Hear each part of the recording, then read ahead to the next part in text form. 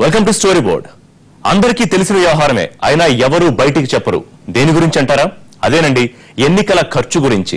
ఎన్నికల కమిషన్ నిబంధనలున్నా అన్ని కాగితాల మీద కనిపిస్తున్నాయే కానీ ఎక్కడా అమలవుతున్న దాఖలాలు లేవు. వాటిని అమలు చేయాలని అధికారులు కూడా సీరియస్ గా ప్రయత్నించడం లేదు. దీంతో ఏటేటా ఎన్నికల ఖర్చు ఇంతింతలవుతోంది. తాజాగా జరిగిన ఎమ్మెల్సీ ఎన్నికల్లోనూ కాసుల వరద పారింది. 6 ఏళ్లు ఉండే పదవి కోసం కోట్ల రూపాయలు ఖర్చు పెట్టారు అభ్యర్థులు. తెలుగు రాష్ట్రాల్లో జరిగిన ఎమ్మెల్సీ ఎన్నికల ప్రక్రియ ప్రజాస్వామ్యాన్ని నవ్వుల పాలు చేసిందంటున్నారు నిపుణులు.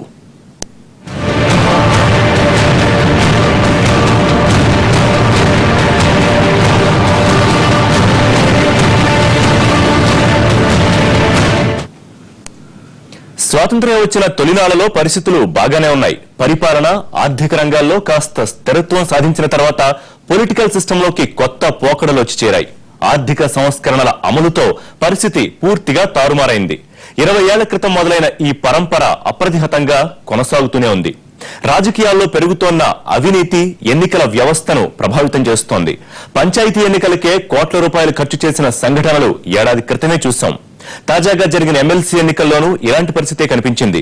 కోట్లు ఖర్చు చేసి చట్టసభల్లోకి అడుగు పెట్టేవాళ్లు ప్రజాసేవ చేస్తారంటే నమ్మగలమా? చట్టసభల్లో ఎంపీలు, ఎమ్మెల్యేలు తమ తమ నియోజకవర్గాలకి ప్రాతినిధ్యం వహిస్తారు.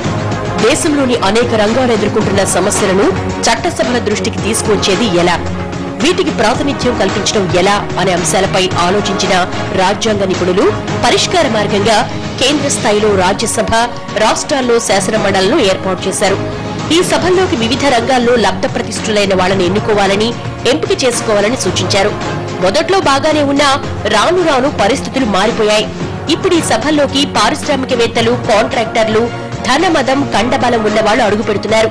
రాజ్యసభ ఎంపీగా తమ పార్టీ తరఫున సభలోకి పంపేందుకు 20 కోట్లు ఇవ్వాలని కర్ణాటకలోని ఓ పార్టీ డిమాండ్ చేసినట్లు గతంలో ఆరోపణలొచ్చాయి.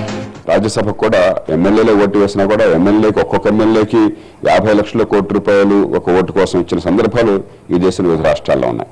ఇప్పుడు 30-35 ఏళ్ల క్రితం మన రాష్ట్రంలో ఆ రోజుల్లో 2-3 లక్షల రూపాయలు ఓటుకి ఇచ్చేవాళ్ళని చెప్పారు. ఆ రోజు 2 లక్షలు అంటే వాళ్ళకి బహుశా 50 లక్షల కోట్ల రూపాయలు సమానం. అంచేత ఎన్నికల్లో ప్రత్యక్షంగానే పరోక్షంగానే డబ్బే అధికారము, అధికారమే డబ్బు, ఈ రెంటిని పూర్తిగా కలిపేసిన తర్వాత ఇది ఒక లెప్టోక్రసీ అయిపోయింది, దోపిడీ రాజ్యం అయిపోయింది. తాజాగా తెలుగు రాష్ట్రాల్లో జరిగిన ఎమ్మెల్సీ ఎన్నికల్లోనూ ఇదే ట్రెండ్. 2 రాష్ట్రాల్లోనూ పార్టీలకు అతీతంగా అభ్యర్థులు నోట్ల వరద పారించారు. ఒకరిద్దరిని మినహాయిస్తే అందరిది అదే దారి. ఏపీలో ఓ అభ్యర్థి ఓటర్లను బుట్టలో వేసుకునేందుకు వెండి గ్లాసులు పంచినట్లు సమాచారం. మరో అభ్యర్థి అయితే ఎలాగైనా సరే శాసన మండలిలో అడుగు పెట్టారనే లక్ష్యంతో 50 కోట్ల రూపాయలు ఖర్చు పెట్టినట్టు తెలుస్తోంది. తెలంగాణలో ఓ నాయకుడికి 25 కోట్ల రూపాయలకు పైగా చేతి చమురు వదిలిందని ఆ పార్టీ నేతలు అంటున్నారు. ఏపీలో 2 ఉపాధ్యాయ ఎమ్మెల్సీ స్థానాలకు ఎన్నికలు జరిగాయి.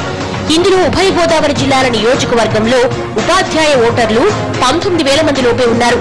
ఇవాళ ఒక శాసన మండలి సభ్యుడు కావటం కోసం నిన్న మొన్న మనం పరిస్థితిని గమనిస్తే ఇవాళ విజయవాడలో ఓడిపోయిన ఒక అభ్యర్థి గారు, గౌరవ అభ్యర్థి గారు గెలిచిన అభ్యర్థి మీద కోటాను కోట్ల రూపాయలు ఖర్చు పెట్టి గెలిచారు అని, అసలు మీరు నేను ఇంకొకళ్ళు మనం ఎవరో అనకముందే శాసన మండలి ఎన్నికలో శాసన మండలి సభ్యులుగా పోటీ చేసినటువంటి వాళ్ళు, శాసన మండలి సభ్యులుగా ఉన్నటువంటి వాళ్ళు ఓడిపోయిన తర్వాత ధనం పనిచేసింది నేను నా ఓటమికి కారణం, రాజకీయాలు పనిచేసింది నా ఓటమికి కారణం అనేటువంటి పరిస్థితి వచ్చిందంటే నేను ఆ మాటను నేను విశ్వసిస్తున్నా.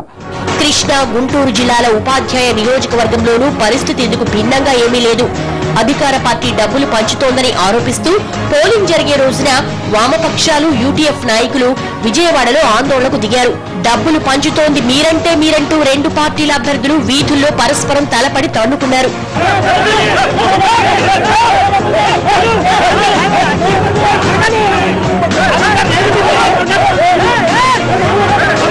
శాసన మండలిని వాడుకలో పెద్దల సభగా గుర్తిస్తున్నా అలాంటి సభలోకి వెళ్లేందుకు వీధుల్లో ఇలాంటి వీరంగ వేయాల్సి రావడం కంటే దురదృష్టకరం ఏముంటుంది?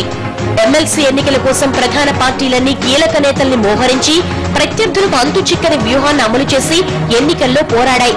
ఖర్చు విషయంలోనూ సార్వత్రిక ఎన్నికల రేంజ్ కు ఏమాత్రం తగ్గకుండా పోటీ పడ్డారు అభ్యర్థులు. కానీ గతసారి పునరుద్ధరించినప్పటి నుంచి కాంగ్రెస్, తెలుగుదేశం, టీఆర్ఎస్ ఇట్లాంటి పార్టీలు తీవ్ర స్థాయిలో ఆ పార్టీల తరఫున ధనాఢ్య వర్గాలు పోటీ చేయటం, తర్వాత కొద్దిమంది ఓటర్లే ఉంటారు కాబట్టి వాళ్ళకు వేల రూపాయలు ఇవ్వటం, లేదా వస్తువులు ఇవ్వటం, సెల్ ఫోన్లు పంపించడం, వాచీలు, ఇట్లా రకరకాల ప్రలోభాలు దుష్ప్రభావాలు వచ్చాయి.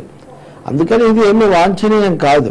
అది పెద్దల సభ, మేధావుల సభ అని అంటున్నప్పటికీ ఈ దిగువ సభలో టికెట్ రాని వాళ్ళు, ఇక్కడ ఖర్చు పెట్టుకోలేము అనేవాళ్ళు, లేకపోతే అగ్రనాయకులకు ఆ చుట్టూ తిరిగేవాళ్ళు, ఇటువంటి వాళ్ళు ఎక్కువగా పాలక పక్షాలు అటువంటి వాళ్ళని శాసన మండలికి పంపుతున్నాయి. 2 సీట్లు గెలుచుకున్నా ఓడిపోయినా 2 రాష్ట్రాల్లో ప్రభుత్వాలకు కానీ ప్రతిపక్షాలకు కానీ వచ్చేది పోయేది ఏమీ లేదు. పైగా ఇవి విద్యావంతులు, ఉపాధ్యాయులు ఎన్నుకునే స్థానాలు. సమాజానికి చదువులు చెప్పి మంచి బాటలో నడపాల్సిన ఉపాధ్యాయ నియోజకవర్గాల్లోనే డబ్బుల పంపిణీ, వీధి పోరాటాలు లాంటి ఘటనలు చోటు చేసుకోవడం కంటే ప్రజాస్వామ్యానికి అవమానకరమైన అంశం ఏముంటుంది? ఉపాధ్యాయులు ఎదుర్కొంటున్న సమస్యల్ని ప్రభుత్వం దృష్టికి తీసుకురావడం, ప్రభుత్వాన్ని మండలిలో ప్రశ్నించడం ఈ నియోజకవర్గాల నుంచి ఎన్నికైన ప్రజాప్రతినిధులు చేయాల్సిన పని. కానీ ప్రస్తుతం అలాంటి పరిస్థితి కనిపించడం లేదు. అలా జరుగుతుందని ఆశించే పరిస్థితి కూడా లేదు. మామూలు ఎమ్మెల్యే ఎన్ని ఘటానికి అయ్యే ఒక ఓటర్కి అయ్యే ఖర్చు కంటే ఇక్కడ వాళ్ళు చెప్పే లెక్కల ప్రకారం చూస్తే ఇక్కడ ఒక ఓటుకి దానికంటే 5 రెట్లు ఎక్కువ ఇక్కడ పెట్టాల్సిన పరిస్థితి వచ్చిందంటే ఎంత కాస్ట్లీ అఫైర్ అయిందో. ఇట్లాంటి కాస్ట్లీ అఫైర్ మన రాష్ట్ర ప్రయోజనాలు చేకూర్చడం కోసం ఉపయోగపడతారని మనం ఆశిద్దామా? నేతలు ఎన్ని రకాల ప్రలోభాలు చూపినా ఓటర్లు విజ్ఞతతో ఆలోచించారనడానికి ఎమ్మెల్సీ ఎన్నికల ఫలితాలు నిదర్శనంగా నిలుస్తున్నాయి. అధికారంలో ఉన్న పార్టీలకు 2 రాష్ట్రాల్లోనూ షాక్ ఇచ్చారు. కోట్ల రూపాయలు ఖర్చు పెట్టినంత మాత్రాన ఎన్నికల్లో గెలుస్తామనే భ్రమల్లో నుంచి బయటకు రావాలని అభ్యర్థులకు గట్టిగా బుద్ధి చెప్పారు. ఉభయ గోదావరి జిల్లాల నుంచి ఎమ్మెల్సీగా ఎన్నికైన రాము సూర్యారావు సాధించిన విజయం ప్రజాస్వామ్య స్ఫూర్తికి అద్దం పట్టింది. కోట్ల రూపాయలు లేకున్నా ప్రజల మద్దతుంటే శాసనమండలిలో అడుగు పెట్టవచ్చని నిరూపించారాయన. ఆయన విజయం నుంచి పార్టీలు, అభ్యర్థులు నేర్చుకోవాల్సిన గుణపాఠాలు ఎన్నో ఉన్నాయి. ఇలాంటి పరిస్థితుల్లో పైసా ఖర్చు లేకుండా గెలవడం సాధ్యమేనా? ఒక బ్రేక్ తర్వాత చూద్దాం.